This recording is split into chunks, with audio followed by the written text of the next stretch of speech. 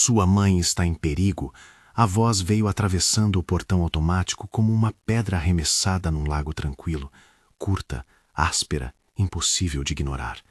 O homem que gritava, baixo, de fala clara, com um pacote dobrado no braço, apontava para a janela do segundo andar, onde máscaras de seda e cortinas pesadas escondiam rostos que não pareciam surpresos, apenas cautelosos. Do outro lado do muro, o motor do carro de luxo silenciou. O jardineiro parou a podadeira. Duas vizinhas, que nunca falavam alto na rua, se entreolharam com olhos arregalados. Dentro da casa, uma mão enrugada segurava o terço com tanta força que os nós das contas pareciam subitamente mais ásperos. Essa mão pertencia a Dona Zilda, que por um momento acreditou que tinha ouvido mal, mas a voz, mesmo distante, sugava o ar do cômodo e devolvia algo que ela já não sentia há meses, a possibilidade de ser vista. A mansão sempre tivera o dom de parecer isolada até para quem morava nela. Mármores polidos, quadros alinhados, o perfume de café de marca que não combinava com a receita de bolo caseiro que Zilda guardava na memória. Sílvia, a nora, fazia a casa brilhar. Ricardo, o filho, fazia a conta bancária crescer. E Zilda fazia as orações, encolhida em uma poltrona de veludo que parecia não ter sido desenhada para corpos que tremem. Quem ouviu o grito naquele portão sabia que algo havia rachado, ou a fachada, ou o silêncio, ou as peças calculadas da convivência que Sílvia montara com mãos de costureira experiente. O público ali, na calçada, não conhecia os pequenos golpes sutis que rasgavam a vida interna da família. O grito só disse o que já começava a ser verdade por trás das portas fechadas. 3 noites antes, a casa dormira em seu costumeiro sono de esculturas e relógios. O grande relógio da sala marcava 23h57, e o seu tic-tac parecia um coração indeciso. Zilda mal fechara os olhos quando ouviu passos sussurrados no corredor. Eram vozes graves, veladas, como se alguém falasse sobre coisas que não deveriam caber numa casa em que uma mãe estava deitada, confusa, e precisava apenas de chá e de alguém que lembrasse seu nome. Ela se levantou, apoiando-se na bengala, não tanto por falta de força motora, mas para não parecer uma intrusa no próprio quarto. Pela fresta da porta, viu a silhueta de Ricardo encostada na parede, a cabeça inclinada, olhando para o celular. Sílvia estava de pé, a mão sobre a mesa, o rosto iluminado pelo brilho de uma tela. Falavam baixo, e a palavra que cortou a súplica das velas foi procuração. No dia seguinte, Zilda fingiu esquecimento quando Ricardo lhe perguntou se ela já tinha renovado a assinatura digital para os documentos do banco. Não sabia do que ele falava, e o alívio no rosto do filho a fez sentir uma pontada de culpa. Mas naquela noite, o silêncio da casa voltou a ser o mesmo. O relógio, o cheiro do café na cozinha, o bolo esfriando. Foi Lucas, neto de 17 anos, magro de ombros e olhos atentos como quem aprendeu cedo demais a ler intenções, quem viu a guinada concreta. Ele estava ajudando a limpar a mesa quando encontrou, escondida entre um livro de receitas e uma bíblica de capa gasta, uma folha que não deveria existir ali. Uma procuração, com o nome de Dona Zilda e uma assinatura que parecia a sua, mas com traços que a própria filha nunca soubera observar. Havia um carimbo, uma data, e, mais que isso, um arquivo PDF na pendrive que Lucas mexera por curiosidade, a digitalização de uma assinatura. A data era recente. Lucas não contou de imediato. Foi pegar a mala de viagem apenas para ver como ela cheirava, um hábito de menino que gostava de saber de onde vinham as coisas. Dentro, junto à barra de uma blusa que ela esqueceria de usar, um envelope amarelecido com documentos indicava que ninguém ali estava economizando em apresentações. Havia nomes, números de telefone e uma cláusula de gestão de bens, que, contida na linguagem técnica, desenhava outro destino para aquela casa. Quando Lucas se aproximou com o envelope, a mão de Zilda fechou-se sobre o terço. Ela murmurou, baixinho, uma oração curta, quase um costume. Senhor, me dá coragem. Não foi pedido por cura, nem promessa de mudança. Foi um pedido de luz para ver o que precisava ser feito. O rosto de Lucas endureceu. Não era apenas porque um documento sujo de ponta a ponta rastejaria o que restava de dignidade de sua avó. Era porque naquele papel estava escrito que alguém pretendia decidir por ela. O plano, quando começou a tomar forma na cabeça de Lucas, teve mais nós do que traços precisos. Eles não iam recorrer a sermões ou a disputas públicas. A pressa pedia silêncio. Zilda, Ainda sentindo o calor dos anos, sabia que poderia perder mais do que a casa. Perderia a autonomia, a palavra definitiva sobre seus próprios dias. E ela não aceitaria que sua voz se tornasse só assinatura. Naquela noite, enquanto a chuva batia na vidraça como um combinador de pressas, eles conversaram sussurrando. Lucas descreveu o que vira. Zilda relembrou, entre espaços de memória, documentos assinados nos anos em que Hélio, seu marido, ainda decidira por anos. Não deixei que ele assinasse sozinho nada sobre meus netos, disse ela. A lembrança tinha ternura e resistência. E não vou deixar que agora decidam por mim. Lucas propôs pegar só o que era essencial. Documentos pessoais, certidões, algum dinheiro guardado no velho sapato debaixo da cama, o lugar onde se escondem sempre as coisas com valor sentimental e prático. Zilda pensou no bolo, no terço, na foto de Hélio que sempre ficaria no criado mudo. Não largaria a imagem do marido. Hélio me ensinou a viver com pouco, murmurou, ajeitando a foto no lenço. E a morrer digna, se for o caso. Não era revanchismo. Era definição de limites. Havia também medo, não tanto do ato de sair, mas do que o ato desencadearia. Sílvia era meticulosa. Ricardo vinha cedendo a um esforço de agradar que parecia necessário para ela. Se alguém percebesse a ausência de Zilda, a reação poderia ser escrita em termos administrativos, cartas, assinaturas, ações rápidas. Eles precisavam de um tempo, um lugar onde a vida pudesse ser reorganizada com cuidado. Rita de Cássia morava numa casa de pedra e flores em Pirenópolis, onde o sino da igreja marcava as horas com uma lentidão que parecia curar vértices. Rita conhecia o valor da hospitalidade e, acima de tudo, tinha jeitos de acolher que não cobravam justificativas. O plano foi traçado como quem arma um quebra-cabeça no escuro. Saída noturna, quando os carros da rua já não estampavam reflexos nos portões das mansões, mala discreta, passagem pela estrada que leva ao interior, onde a cidade parece respirar menos pesado. Lucas anotou rotas no celular, memorizou números de posto de gasolina, lembrou que em Pirenópolis a casa de Rita ficava perto de uma capela de pedra com um sino que soava alto às 6 da manhã. Zilda, que começara a se transformar num polo de saudade dos seus próprios dias, disse apenas, vamos.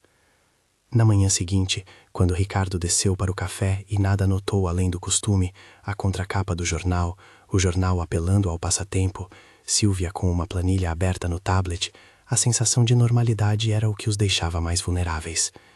Nicole, a governanta da vizinhança, ímpar no vocabulário e fiel à rotina como um relógio antigo, percebeu algo. O bolo da tarde permanecera na bancada, coberto. Os sapatos de Dona Zilda deixaram de ficar alinhados ao lado da cama. Pensou e, por costume, tocou o interfone. Ninguém atende, disse ela ao jardineiro por trás de um arbusto. Estranho, você não acha? Sílvia respondeu com a calma dos que se sentem com a mão no volante. Ela deve ter saído, a senhora Zilda. Às vezes pega ar lá fora, lembra? A casa é grande, ela se perde de vez em quando. A voz tinha a praticidade de quem organiza móveis, muito boa para dar conta de vazios. O silêncio da sala grande foi acompanhado por um som discreto. A campainha estranha do portão, um pequeno motor elétrico que notava a presença de visitantes. O homem de baixa estatura retocou o cabelo, mexeu no pacote e bateu de novo, com força, até que alguém, por curiosidade mais que interesse, abriu o portão. Foi então que o grito aconteceu, aquela fase curta que caberia numa manchete de jornal, mas que no mutismo daquelas horas soou como um alarme. O homem, que se chamaria depois Miguel, disse em voz alta o que sabia por ter visto, a assinatura digital que ele guardava, em função de um trabalho que tivera anteriormente na casa, um arquivo que circulava, segundo ele, com a confirmação de um acordo. Miguel fora entregador, e por ter cumprido pequenas tarefas, estivera muitas vezes na calçada, ouvindo, vendo a rotina, percebendo a diferença entre o movimento sincero e o movimento que tem cálculo por trás. Apesar de seu tamanho, a sua coragem era grande. Ele olhava e registrava. Quando viu que a velha senhora da casa recebia menos visitas, quando ouviu dizer que um documento importante passara de mão em mão, entendeu que havia algo além do estranhamento que se alimentava de silêncio. Bater no portão, naquele dia, foi um impulso que, para ele, teve mais de cidadania do que de espetáculo. Ao ver o homem falar, a voz de Sílvia vacilou. Não pela coragem dele, mas porque o som reacendera o que havia tentado ser abafado por meses. Ela bufou, uma reação que mais parecia uma pessoa sendo interrompida em trabalho organizado. Ele está equivocado, disse, com modos que queimavam aquele argumento no ar. A família resolve isso internamente. Ricardo apareceu na varanda, o rosto corado como quem recebe notícias ruins. A sua voz, quando se dirigiu ao homem, tentou ser placadora, mas na garganta dele havia algo que a casa não permitia: culpa. Era uma culpa que crescia como um mofo discreto, invisível até que alguém apontasse o dedo e dissesse: está aqui, e cheira mal. Na calçada, o barulho cresceu. Vizinhos começaram a surgir, não por maldade, mas por curiosidade, e talvez por um senso de justiça que sempre desperta quando uma casa parece prender uma vida. O assunto ganhou ar, ganhou rosnados de telefone, e o que era para ser interno começou a se tornar público. No carro que estava estacionado em frente à pequena mercearia da esquina, Lucas sentiu o estômago apertar. Ele e Zilda já haviam concordado que partiriam naquela noite, mas não tinham combinado com a velocidade do escândalo. A notícia, sussurrada ali, poderia transformar a saída numa corrida. Zilda, que naquele dia lavara as mãos como se limpasse as lembranças, segurou o terço e fez outra oração, curta e firme. Pai, dá-me passos firmes. Se fosse com você, o que faria? A pergunta que Lucas lançou sem olhar para ninguém era dirigida, por inércia, ao espectador invisível daquela história e àqueles nas calçadas que apenas assistiam. Era um convite a pensar, não a julgar. Porque a linha que divide proteger um ente querido de deixar-se enganar e controlar é fina. O que importa é a dignidade preservada, e não a acusação automática. Ainda havia coisas a fazer. Carla, a vizinha da frente que já fora professora, saiu com uma mala pequena de roupas para doar. Miguel permaneceu na calçada, observando e mexendo no seu pacote, como se pudesse, com gestos, apagar a tensão que havia provocado. Silvia telefonou para algum número e, com uma voz de quem sabe manobrar cheques e contratos, falou em termos de reorganização. A palavra parecia anestesiar qualquer surpresa. Era a profissional em seu habitat. Durante a tarde, o semblante de Ricardo oscilou. Às vezes ele se aproximava de Zilda com um sorriso confuso. Noutras, fugia, à espreita de conversas. Era difícil saber se a submissão dele era uma falha do caráter ou um fruto de medo. Quando o homem que gritara no portão foi até o jardim para buscar uma água, gesto de quem não tinha razões para permanecer, Ricardo o encarou, e por um segundo houve um choque que parecia significar: eu sei que você sabe. Miguel apenas encolheu os ombros. Vi coisas erradas, disse. Vi papéis. Pensei que alguém devia saber. A sensação de que a casa, por si só, podia se fechar como uma concha em volta de segredos cresceu.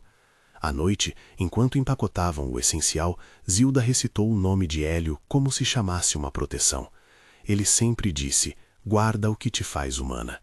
A foto do marido foi colocada cuidadosamente na mala, pousada sobre a humilde receita de bolo que ela aprendia a fazer do zero em cada feriado. Lucas respirou fundo. Havia uma lista curta: certidão de nascimento, CPF, cartão do banco cujo número Zilda lia de cor porque lembrava de anos atrás quando precisava pagar contas. Havia uma curiosidade prática e triste. O sapato velho com dinheiro escondido ainda guardava o valor que manteria a viagem por algumas horas. Eles tinham um carro emprestado, de um amigo confiável, e uma rota sem grandes diferenças, apenas uma estrada que descia para o interior, onde a cidade de Pirenópolis aguardava com seu sino e seu compasso antigo. Ao fechar a mala, Zilda fez outra oração. Senhor, coloca tua mão no meu caminho. Não era uma promessa de milagre, era um pedido de coragem e clareza. Depois ajeitou o lenço na cabeça e olhou para Lucas com aquele sorriso tão leve que parecia desafiar a gravidade de tudo. A noite que escolheram para partir começou com chuva fina. O motor do carro estava frio quando saíram. As luzes amarelas da rua molhada refletiram como filetes de ouro no para-brisa. No banco de trás, a mala respirava com o balanço do veículo, e Zilda segurava o terço no bolso do casaco como quem segura uma chave.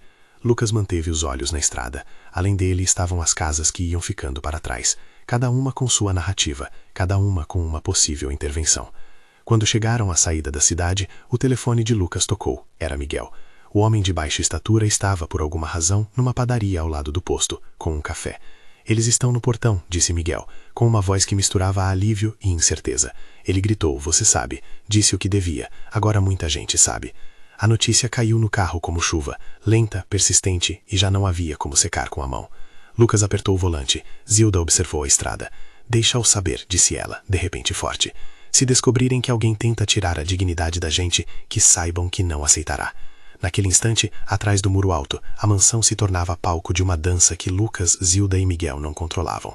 Zilda respirou fundo, encostou-se à porta e pensou, os jogos de poder sempre exigem sutileza. Ela teria de recalibrar. Ricardo, por sua vez, sentiu a terra ceder sob os pés. Havia algo na ideia de que os vizinhos poderiam comentar, que a família inteira poderia ser carregada de falhas públicas, que a sua própria vontade de agradar poderia ser exposta com nomes e datas. Medo não é culpa, mas pode levar àquilo que faz o mundo cair. Miguel desligou o telefone. Na padaria, o pano em volta do café vibrava de rotina. O menino cobrador ajeitou os papéis e foi embora. A rua seguiu seu trânsito. Mas a notícia já aparecera. Um homem abrira a caixa do silêncio e deixara escapar o que ninguém desejava escutar. Pela estrada que conduz a Pirenópolis, o carro seguia. A chuva começou a aumentar, como se lavasse não só o para-brisa, mas também a camada de proteção que ocupava a casa de Zilda. A cidade do interior surgiu como um recanto que respirava diferente. Menos pressa, mais sino. Menos cortinas opacas, mais varal ao vento. Rita de Cássia esperava com o portão aberto e um lume aceso na janela, como se soubesse que a noite traria essa visita. Seu abraço foi simples e sem perguntas demais. Rita entendia que algumas feridas precisam de silêncio antes de serem verbalizadas. Ao colocar o pé no chão de pedra, Zilda inalou o cheiro da lenha e do bolo que Rafaela, a filha de Rita, preparava. A casa cheirava a coisas que pertenciam às mãos. Bolo, café coado, roupa lavada. Era um ar que devolvia nomes às coisas. E por um momento, Zilda experimentou o peso soltar-se em viagens sutis. Não era que houvesse garantias do que viria. Era simplesmente que a dignidade podia ser preservada, num lugar onde a dignidade era respeitada. Embora tivessem chegado, a história não estava acabada. No telefone que Lucas deixou na mesa da cozinha de Rita, havia mensagens não lidas, uma delas marcada como urgente do número de Ricardo. Ele dizia, preciso falar com você, estou indo. Havia também uma troca de mensagens anônimas, com portas do portão, e menções ao grito que fizera a cidade inteira a cochichar. Silvia já começava a compor frases que buscavam legitimidade. O rumor já criava caminhos. Zilda colocou a foto de Hélio sobre a mesa e sorriu para a casa de pedra como se agradecesse ao universo pequeno. O sino tocou à distância. 3 badaladas lentas. Ainda havia um interruptor que precisava ser acionado. A verdade pública exigiria gesto. Talvez confronto, talvez arrependimento. E alguém, talvez Ricardo, talvez Rogério, irmão que até então observava pelas bordas, teria de decidir o que fazer. Na cozinha, Rita puxou uma cadeira e urdiu um bolso de chá. Lucas sentou-se, o corpo ainda tenso, as mãos inquietas. Miguel, que não se sentira em paz desde o grito, bateu suavemente à porta da frente. Nunca pensou em fama, pensara em certo senso de dever. Suas mãos e sua presença eram firmes. Quando Rita abriu, sorriu com gentileza e convidou-o para entrar. Você fez bem, disse ela, com simplicidade. A noite se alongou com conversas amenas. Zilda contou fragmentos de sua vida, como quem devolve ao tempo as réstias esquecidas de uma memória. Lucas contou sobre o que vira. Miguel contou o que o trouxera até o portão. Ninguém ali usou a palavra vitimização. Preferiram falar em cuidado, em limites, em como as coisas às vezes se perdem quando o barulho do poder cobre a respiração do humano. Mas fora daquela cozinha, na cidade que se encolhia embaixo de nuvens rasteiras, outras vozes começavam a se organizar. O grito no portão já não era um sopro isolado. Era um começo de rumor. E rumores têm a força de aprumar interesses.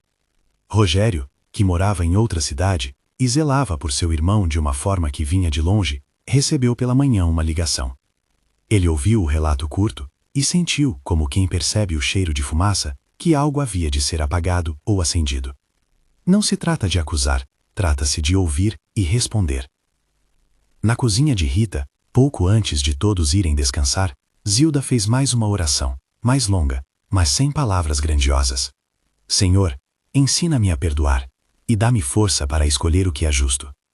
Foi um pedido em que o perdão não era sinônimo de esquecimento, e a justiça não era uma promessa de punição. Era um pedido por clareza, para transformar o lar que ela perdera, de intimidade, no lar que recuperaria em dignidade. Do lado de fora, o sino continuou a marcar as horas. Na casa da cidade grande, luzes permaneciam acesas. Rafael, o jardineiro, fechara o portão com cuidado. Silvia sorriu uma vez só diante do espelho, ajustou o colar e avisou, com voz calma: vamos esperar para ver o que vai acontecer. É só quem resolve por dentro. Havia na frase a tentativa daquele que organiza coisas como se fossem números em uma planilha. Mas a vida, como aprendera Zilda, não se inclui facilmente em colunas. E assim, a trama que se iniciara com um grito no portão, tomava forma. Uma fuga planejada, um refúgio simples, um homem que ousou denunciar, um filho dividido, e uma nora que tratava o mundo como se pudesse reorganizar lares com assinaturas. O cenário estava montado para que decisões maiores fossem tomadas. Algumas viriam das ruas, outras das câmaras do coração. Quando as janelas fecharam em Pirenópolis, e a chuva esmoreceu, Lucas ainda não sabia se Ricardo o seguiria, se Rogério apareceria de manhã, se Silvia buscaria meios de anular tudo com palavras bonitas. O telefone vibrou de novo, com uma mensagem cuja tonalidade não caberia inteiramente naquele quarto de pedra. Estou indo, preciso muito falar. Era de Ricardo.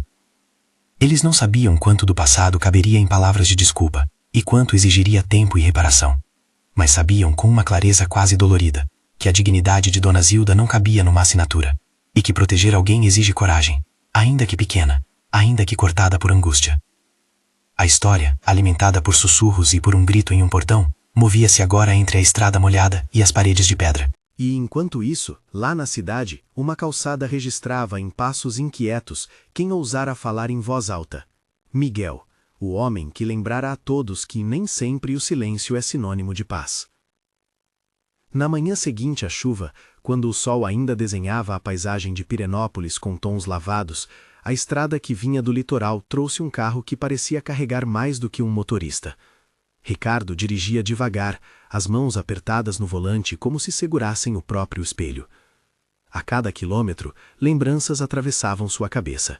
O cheiro da casa quando a mãe acordava, a maneira como Hélio resmungava ao cortar um pão, as pequenas festas de aniversário que lhe pareciam hoje tão distantes. Sentia o peso de decisões que não fizera sozinho, e o peso maior de ter fechado os olhos quando podia ter perguntado, protegido, duvidado. No retrovisor, a cidade ficava pequena, como uma fotografia borrada. Ele lembrava de Miguel no portão, a voz forte, a coragem que não se mede pela estatura. Lembrou-se do terço entre os dedos de Zilda, do bolo esquecido, do som do relógio marcando 23h57, como se o tempo ali tivesse sido congelado por anos. Ricardo não vinha apenas para falar, vinha para encarar o que aguardava cada silêncio mal resolvido. Quando parou diante da casa de pedra, sentiu as pernas tremerem. Rita abriu o portão antes que ele tocasse a campainha, e o abraço que deu foi curto, porém verdadeiro. Ela não fez perguntas que pudessem ferir, apenas indicou a cadeira e ofereceu um copo de chá. O sino da capela emitiu 3 badaladas, suaves, e Ricardo ouviu cada uma como se fossem chamadas para lembrar do que era justo. Na mesa, Zilda mexia num novelo de linha, um gesto que era ao mesmo tempo costume e controle. Lucas estava ali com o rosto fechado, mas não hostil. Havia em sua postura uma linha reta, a mesma de quem não se curva facilmente diante de promessas vazias. Miguel observava a cena com um olhar calmo, e Rita servia biscoitos como quem tenta trazer aconchego ao que já foi quebrado. Ricardo falou sem alarde. A voz saiu quebrada no começo, como se tivesse de ser costurada palavra por palavra. Mãe, me perdoa, disse, e a pergunta caiu sobre a mesa como um objeto frágil. Era uma pergunta curta, sem desculpas grandiosas. Havia culpa, sim, mas também um pedido de direção, não de absolvição automática. Zilda olhou para ele. O rosto dela era uma cartografia de eras vividas, ruga aqui, riso ali, os olhos que guardavam memórias de Hélio e de tantos natais simples. Não respondeu na hora. Respirou. Sentiu o cheiro do chá e do bolo, e as palavras vieram depois, pausadas. O que me dói não foi só o documento, filho. Foi sentir-me invisível. Foi acreditar que já não tinha voz. Se quer voltar, precisa entender o valor do tempo que me tomou. Havia ternura naquela frase. E firmeza. Ricardo então falou do medo que o envolvera. Medo de confrontar Sílvia.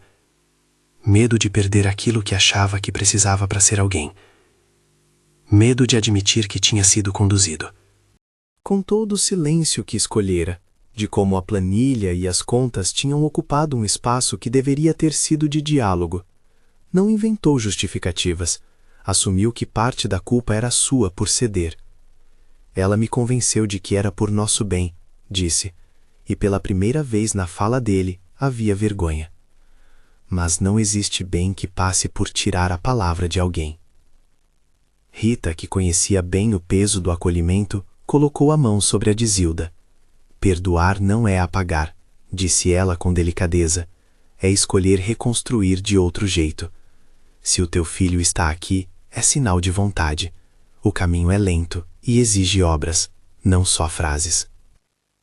Rogério chegou horas depois, com passos decididos e sem pressa de julgar. Ele trouxera no olhar a lucidez de quem cresce ao lado de um irmão e sabe que iluminar a verdade é diferente de martelar a culpa. Sentou-se e olhou para Ricardo como olharia para um homem que precisava reencontrar a si mesmo. Fui eu quem ligou para saber o que havia acontecido, confessou Rogério, não para acusar, mas para pôr o que é humano acima do que é confortável. Não quero ver minha família quebrada por interesses que ninguém lembra de chamar de amor. Rogério trouxe, com palavras diretas, uma proposta de ação que não soasse como sentenciamento. Queria que se soubesse de tudo o que havia sido feito em nome da família, que quem tivesse feito mal reconhecesse, e que quem fosse capaz de reparar começasse pelas pequenas coisas. Não sugeriu processos, nem prometeu efeito legal. Falou em transparência moral, em devolver chaves, em desfazer contratos na esfera íntima que tinham tirado a agência de Zilda. Ricardo aceitou, com um nó na garganta, que teria de desfazer o movimento que iniciara. Sílvia, até então segura em sua rotina de organização, recebeu a visita de Rogério na casa grande. Ele aparecera com a seriedade de quem representa um fio de consciência. O encontro foi contido. Não houve acusação demonstrativa, apenas perguntas firmes. Sílvia, quando confrontada com o que se tornara evidente, sentiu que as camadas que vinha cobrindo com boa aparência começaram a se soltar. Não foi uma cena de vilania exultante. Em vez disso, houve um recuo, um suspiro longo e o reconhecimento, talvez pela primeira vez, das consequências de seus atos. Ela não fragilizou Zilda com explicações falsas. Ao contrário, sua saída foi um modo de perceber que havia perdido o direito de permanecer naquele lugar da mesma forma de antes. Eu preciso de tempo, disse ela a Rogério, e as palavras soaram como quem pede para reorganizar a própria vida. Rogério não a expulsou com rancor. Requereu isso sim que se afastasse enquanto as coisas se ajeitavam, para que a família pudesse retomar a vida sem pressões. Houve lágrimas, sim, mas não espetáculo. Houve silêncio, e depois um desligar de portas que simbolizava uma retirada da cena enquanto se resolviam pendências humanas. Enquanto isso, no vilarejo de Pirenópolis, Zilda não se limitou a ocupar um lugar de espera. Havia uma força prática nela que surpreendia até a si mesma. A cada manhã, lavava a xícara do chá, varria a cozinha, dobrava panos e, sobretudo, conversava com Lucas. Não eram apenas conversas sobre como guardar documentos. Eram conversas sobre como não converter dor em vingança, sobre como reconstruir confiança com passos pequenos, sobre como perdoar sem negligenciar limites. Por suas ações, Lucas aprendeu a maneira de olhar as coisas de uma avó que viveu mais dias. Ele aprendeu que coragem nem sempre exige gritos públicos, que às vezes é feita de gestos silenciosos. Guardar papéis, memorizar rotas, anotar nomes de amigos dignos, desligar notificações que pudessem gerar alarme sem razão. Lucas permitia-se ainda sentir raiva de Sílvia, mas temperava-a com pragmatismo. Havia algo de adulto no modo como cuidava de Zilda, como se tivesse sido convocado por um amor que não buscava reconhecimento. Por suas ações, Rogério ajudou a organizar um encontro que não fosse para expor, mas para esclarecer. Sentaram-se numa mesa neutra, com café simples e bolachas, e foram traçando o que poderia ser consertado. Ricardo reconheceu que assinara documentos sem entender a extensão, que delegara a confiança sem supervisão e que permitira que o desejo de agradar calasse sua voz de filho. Não fez promessas de solução mágica. Em vez disso, combinou coisas concretas: devolver chaves de cofres, apresentar cópias dos documentos a quem de direito e, sobretudo, procurar profissionais competentes para orientar sem transformar aquilo em espetáculo. Palavras de Rogério. Havia no processo a consciência de que o que se faria dali em diante não bastaria para apagar meses, talvez anos, de distanciamento. Seria um começo, austero e honesto. Miguel continuou presente, não para ser herói, mas para ser testemunha. Nas praças, ao falar com vizinhos de Pirenópolis ou com o dono da padaria, não se vangloriava. Contava, com simplicidade, que fizera o que qualquer pessoa faria se visse algo errando uma vida: bater no portão e não calar. Sua coragem serviu de lembrete. Ser denúncia quando a injustiça se assenta é um modo de amor. Os dias passaram com uma cadência que só o campo conhece. Manhãs de sol que aqueciam as pedras, tardes de preguiça iluminada, noites onde o vento levava os ruídos para longe. Aos poucos, visitas de Ricardo tornaram-se frequentes, não mais com o peso do ato para justificar uma presença única, mas com a busca verdadeira de um reatar. Ia com o saco de mantimentos, com um arranjo simples de flores, ou com o silêncio que aceita a demora do outro. Zilda, que não queria pressa, deixava as portas entreabertas. Havia dias em que as conversas eram rasas, sobre o tamanho das galinhas no quintal de Rita, sobre a lembrança de um bolo que não queimava nunca. E outros dias de choro contido, em que Ricardo pedia que se contassem histórias do passado em voz alta, como quem reaprende a ser família. Numa tarde de primavera, Lucas e Ricardo saíram para consertar uma cerca que rangia no fundo do quintal. Trabalharam lado a lado. O esforço conjunto construiu uma linguagem que as palavras ainda não reconquistavam. Quando terminaram, suaram e sorriram. E Ricardo disse, simples: "Não quero que você seja o único que teve que me ensinar a ser filho." Lucas apenas riu, mas havia uma gratidão no gesto que dizia que confiança se ganha, não se proclama. A reconstrução não foi sem feridas. Havia dias em que memórias de frases de Sílvia faziam Ricardo encolher-se. Havia dias em que Zilda acordava com um vazio, como se a casa grande tivesse deixado uma lacuna. Mas havia também pequenos rituais que curavam. Andar até a capela 2 vezes por semana, ouvir o sino, cozinhar juntas uma receita que Hélio ensinara, plantar um vaso de manjericão na janela. As coisas pequenas, repetidas, começaram a tecer de novo um lar que não era mais sobre paredes, mas sobre presença. Rogério mostrou-se mais do que um mediador público. Foi um irmão que lembrava. Chamava Ricardo para conversar sobre responsabilidades, não para apontar falhas, e ajudou a monitorar que nenhum movimento administrativo fosse repetido sem que Zilda estivesse claramente presente. Não interveio com imposições. Ofereceu escuta, opiniões e, quando necessário, um ombro que fazia o papel de tribunal da ternura. A família externa também participou, em moderação. Vizinhos se prontificavam a ligar, a oferecer companhia, a trazer pão. A cidade teve um papel menor, porém significativo, o sinal de que uma comunidade observa e cuida, não apenas pelos olhos curiosos da rua, mas porque há uma rede quando alguém se mostra vulnerável.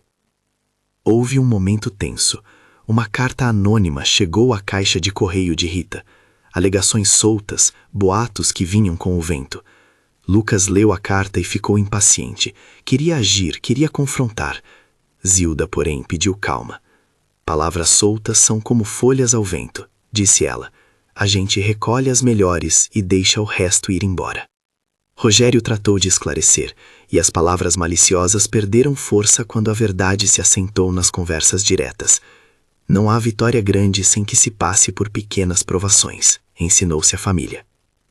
Com o tempo, Sílvia reapareceu em mensagens curtas.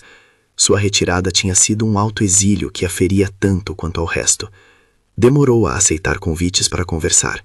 Quando aceitou, veio com argumentos de alguém que reconhecia ter errado, mas ainda buscava justificar escolhas feitas com pressa. Houve encontros supervisionados, medidos, onde o princípio era ouvir e entender.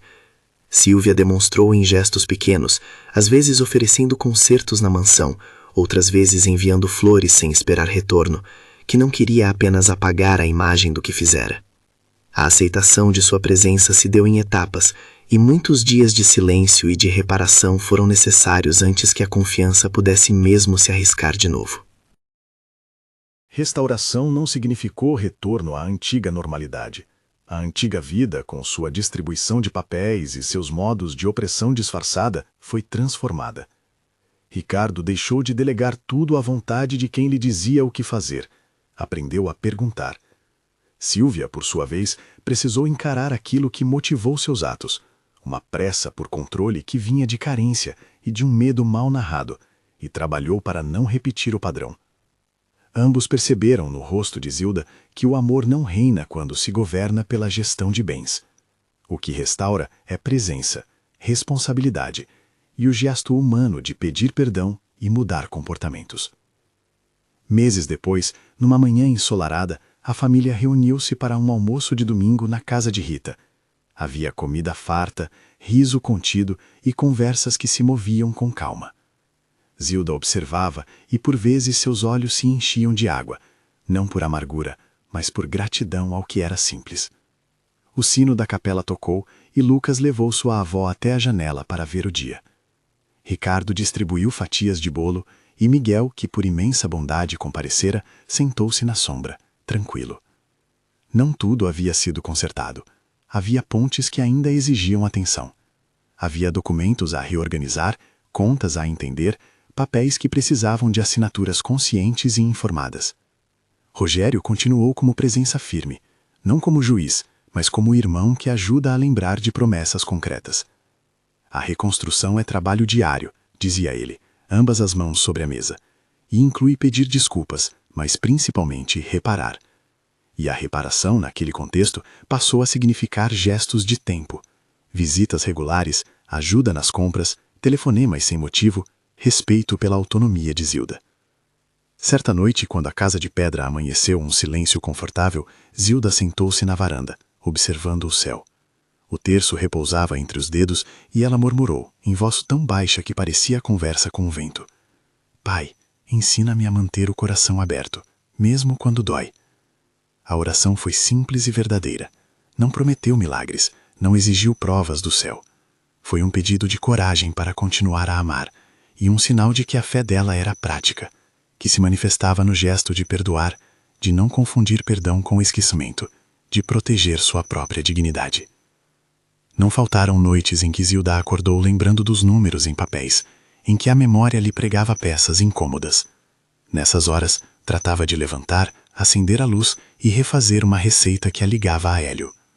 O bolo na tarde seguinte tinha o gosto da resistência e da continuidade.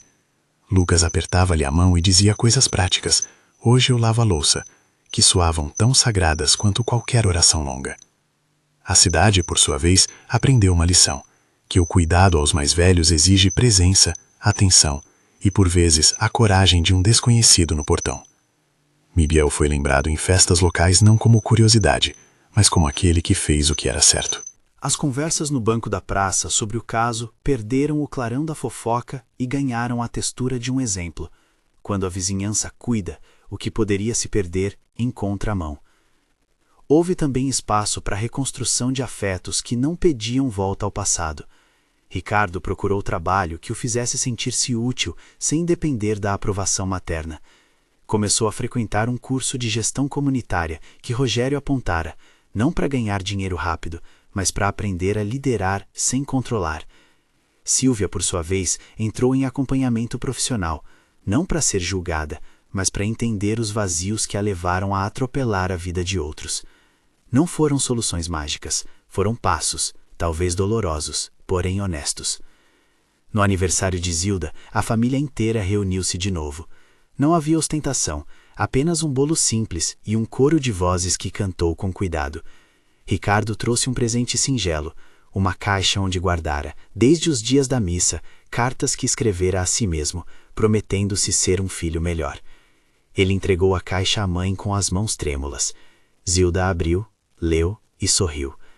Não houve cena de filme hollywoodiano, houve sobra de alegria sincera. Ela agradeceu, de modo discreto, as pequenas mudanças reais. Quando a tarde caiu e a casa de pedra foi banhada em tons de laranja, Zilda fechou a janela e sentou-se com o terço. Fechou os olhos e fez uma oração curta, clara e humilde. Senhor, dá-nos coragem para amar com justiça e para reparar sem pressa. Que a nossa casa seja um lugar onde a dignidade se respire. As palavras repousaram no silêncio da casa, simples e abertas à continuidade do tempo. No final, a história de quem gritou no portão e da mãe que quase perdeu a voz transformou-se num convite a cuidar daqueles que envelhecem com respeito, a não confundir boa aparência com cuidado, a entender que perdoar é um caminho árduo, que precisa de obras diárias. A mansão permaneceu na cidade. A casa de pedra cresceu na vida de Zilda como modo de existência possível. A família não voltou a ser a mesma, mas aprendeu a ser mais humana. E enquanto a noite tombava e as luzes começavam a aparecer nas janelas, Miguel caminhou pela rua de Pirenópolis e sentiu, por dentro, que havia feito o que podia. Lucas fechou a porta com calma. Ricardo, sobre a mesa, deixou uma carta, um compromisso de mudanças, não prometendo cura nem conserto imediato, apenas a vontade de reparar. Se esta história tocou você, compartilhe com alguém que precisa ouvir que proteger e respeitar os nossos é um ato de amor diário. Se inscreva para mais histórias que lembram do valor da dignidade e do poder do perdão. Que a vida de cada um aqui seja marcada pelo respeito aos mais velhos, pela coragem de denunciar o que oprime e pela paciência necessária para reconstruir o que foi abalado. E antes de encerrar, uma última oração de Dona Zilda, curta e sentida. Pai, ajuda-nos a amar com verdade. Dá-nos mãos para proteger, pés para buscar o justo e um coração que saiba perdoar.